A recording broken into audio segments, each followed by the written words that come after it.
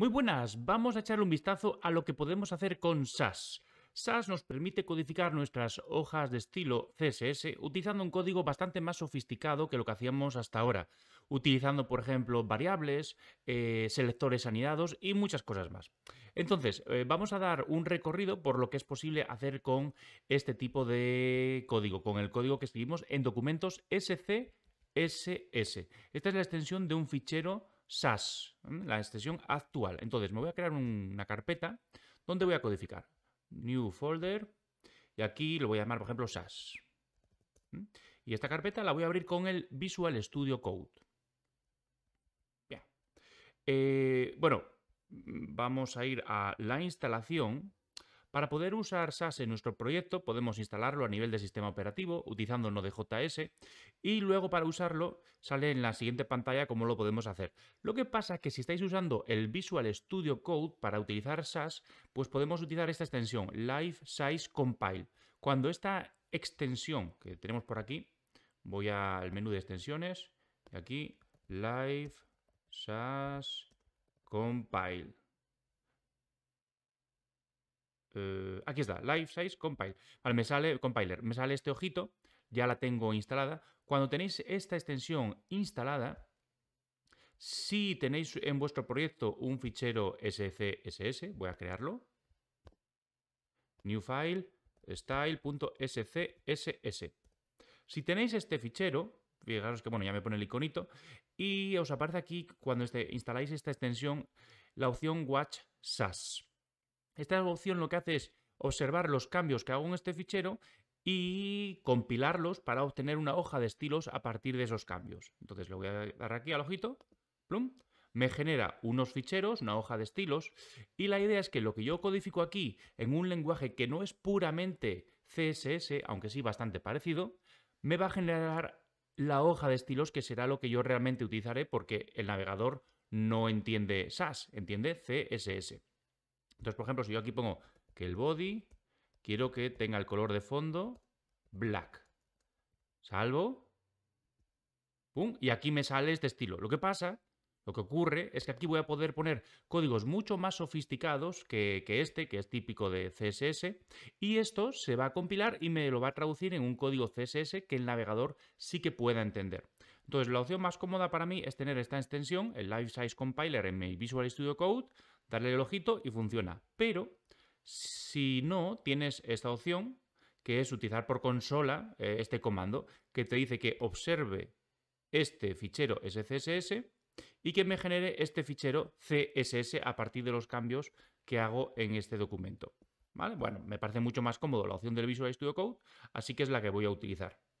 Y ahora sí, nos remangamos y empezamos a ver qué podemos hacer con Sass. Por ejemplo, podemos definir variables. Imagínate que tienes una variable que almacena el color de tu marca. Por ejemplo, esta variable, que es este naranjito, ¿no? Y puedo utilizar esta variable así. Claro, esto en CSS no existe, esto no es posible. Pero cuando usas Sass, sí. Sí que puedes tener variables que almacenen colores. Por ejemplo, aquí podría tener esto para el color de fondo del body, pero también podría tener pues que los H2 pues tuvieran fondo blanco. Bueno, el fondo blanco va a ser también una variable. Tengo aquí la variable light y la variable light va a ser un white. Perfecto, ¿vale? Y entonces los H2 van a tener un background color que va a ser la variable light y además va a tener un color de texto que será la variable branch, por ejemplo. Esto lo voy a incrustar en un HTML, index.html. Lo que pasa es que en el HTML, lo que hago es cargar no el fichero Sass, que el navegador no lo consigue interpretar, sino que voy a cargar el fichero style.css. Vale. Entonces aquí pues voy a poner mi H2, el título. Vale, lanzo. Y vemos que esto pues me ha cogido el color de fondo y el color del texto. ¿Para qué me sirve definir una variable? Pues por ejemplo, porque si yo en mi fichero de Sass cambio la variable esta y la cambio por green, Pues esto, claro, se aplica a todo el documento. No tengo que ir como estilo por estilo cambiando allí donde aparezca este color verde, cambiarlo por otra variable. Directamente se me actualiza todo el documento. Por tanto, el uso de variables pues es muy cómodo y te va a funcionar siempre. Nesting, otra cosa que está muy bien. Y es que yo puedo hacer, por ejemplo, que imagínate que tienes un div que se llama resaltado. Bueno, tienes div para tu página. Estos div tienen párrafos, ¿no?, con contenido de la página. Pero tienes un div.resaltado.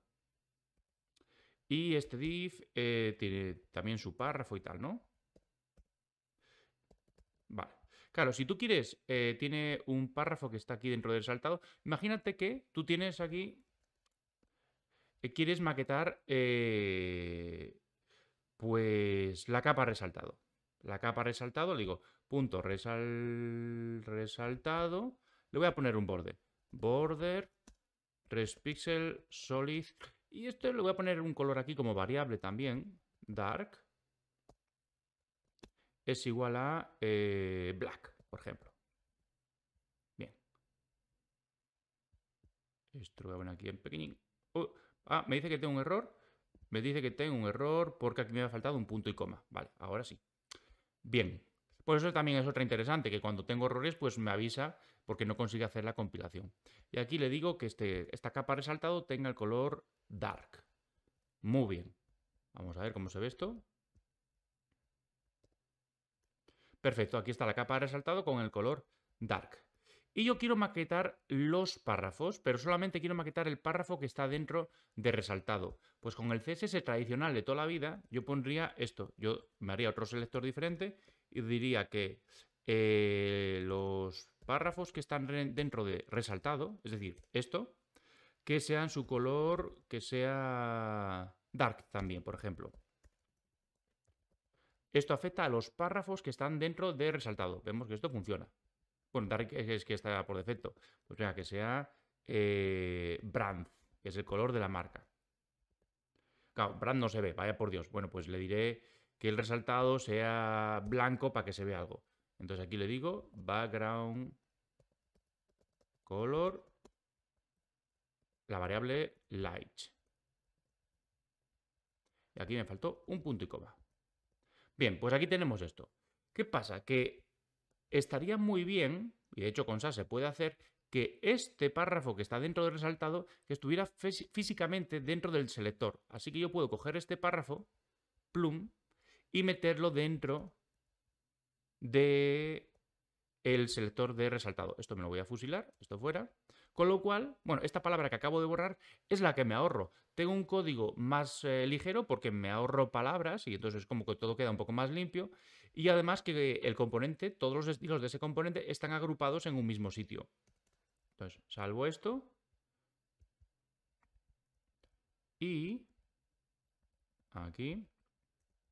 Esto significaría el párrafo que está dentro de resaltado. Con lo cual vemos que el estilo me queda igual. Y si voy a la hoja de estilos, vemos que aquí tengo el párrafo que está dentro de resaltado. En la hoja de estilos generada tengo un selector que es como lo había definido antes. Pero mi código es más limpio y más fácil de consultar porque está todo más agrupadito.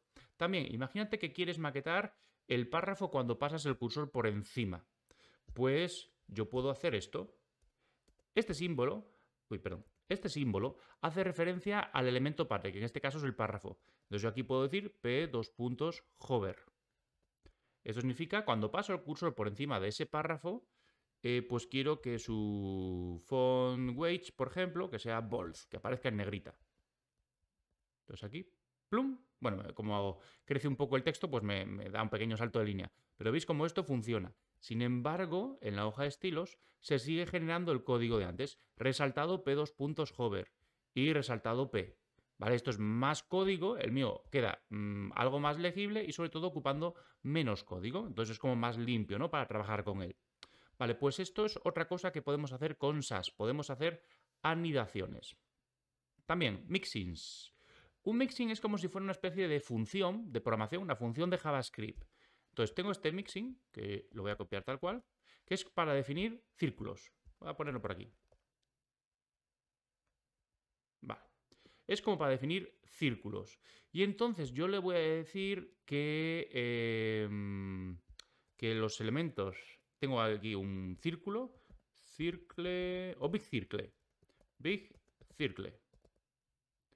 Este big circle va a llamar a este mixing, que aquí vemos cómo lo podemos llamar, con un include. El big circle va a ser así. Y le paso 100 píxeles. Estos 100 píxeles se meten dentro de esta variable y es como el radio del círculo. Y también voy a tener un small circle. Small circle. Y aquí en vez de pasarle 100, pues le paso 50. 50.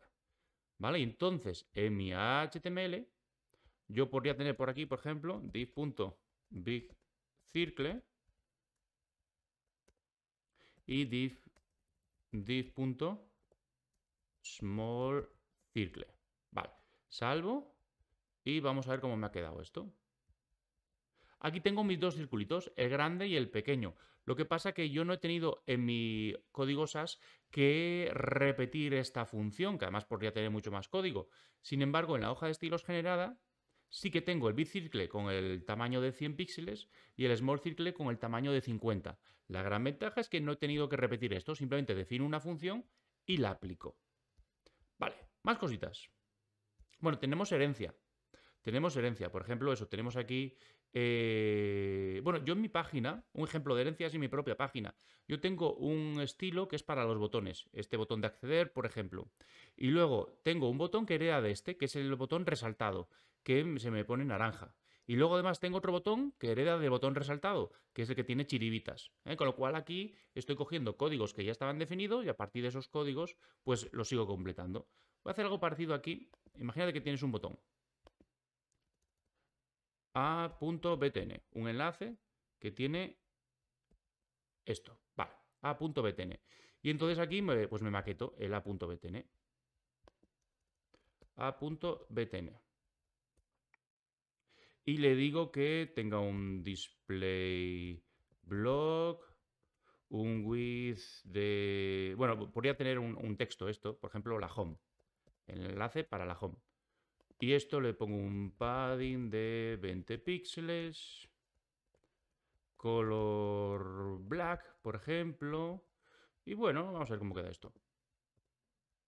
Ahí tengo mi botón. Bueno, le voy a dar un borde para que se vea algo. Border, 2 píxeles, solid black. Lo voy a poner en blanquito. Background color white. Bien, bueno, y en vez de block le voy a decir display inline block para que se ajuste al tamaño del contenido, ¿vale? Y por un poquito más le pongo bordes redondeados. Border radius, pues 5 píxeles. Vale, aquí tengo como mi botón. Bueno, un poco más para que se vea más claro. 15 píxeles. Aquí tengo mi botón. Y claro, yo puedo hacer, pues utilizando nesting, que fue lo que vimos antes, yo podría decir aquí, este es el botón y este sería el punto resaltado, lo voy a llamar. Esto significa el elemento, el enlace cuyo clase es btn y además que su enlace sea resaltado. Eso es usando nesting, que ya lo vimos. Pero también podría utilizar herencia.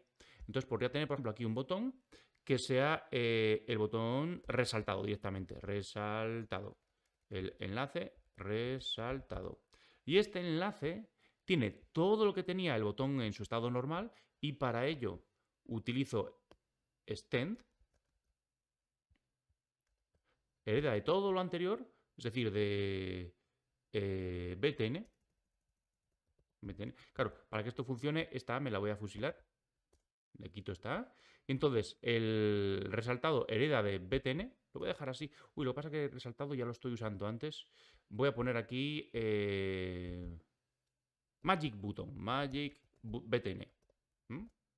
Para que no se entremezcle con lo que vimos antes. Entonces, el magic btn coge todo lo que tenía el botón anterior y además, pues el color, en vez de ser color de fondo, en vez de ser el blanquito, que aquí he usado white, podía haber usado light, pues va a ser el color de la marca, brand.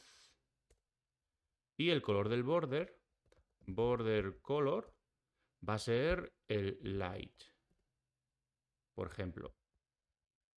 ¿Vale? Entonces aquí voy a meter un button, ya lo tengo, y un magic button. Magic btn.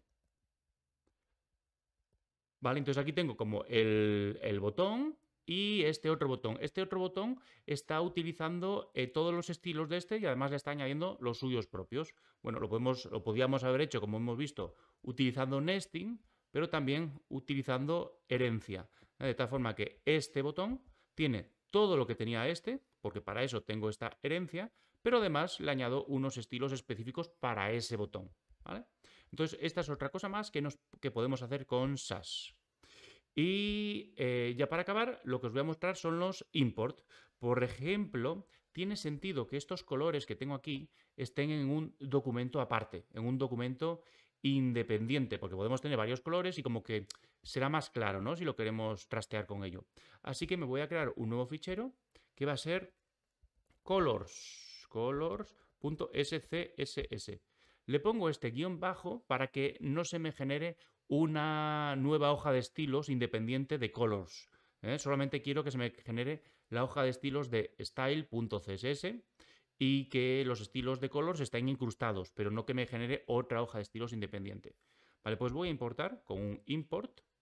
Me voy aquí y en vez de estos colores que estaban en style.css, se los paso a colors. ¿Vale? Y aquí en el style.css importo. Import, como están en la raíz, barra, bueno, aquí se me ha fastidiado, le voy a decir que reinicie esto. Barra colors. Colors.scss. Vale. Claro, tengo un código que cada vez que salvo, cambio de pestaña o lo que sea, me ejecuta el código. Y entonces, si este código tiene errores, pues puede ser que pete. Vale.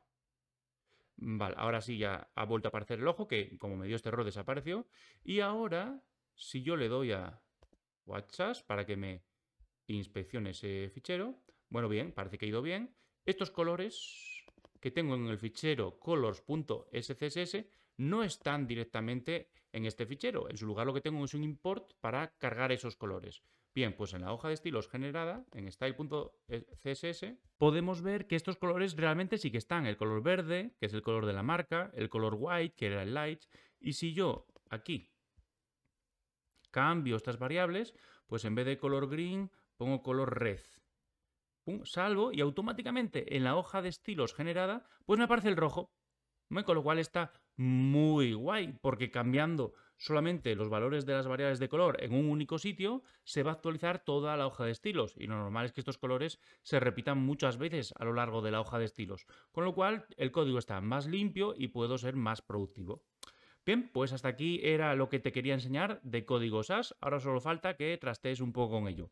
Muchas gracias por tu tiempo, un besito y hasta pronto. ¿Qué pasa aquí? ¿Esto soy yo? Oye, ¿y por qué no tú le das y... ¿Qué te parece? Sí, buena idea, ¿no? ¿Verdad? Sí, sí, tú le das y...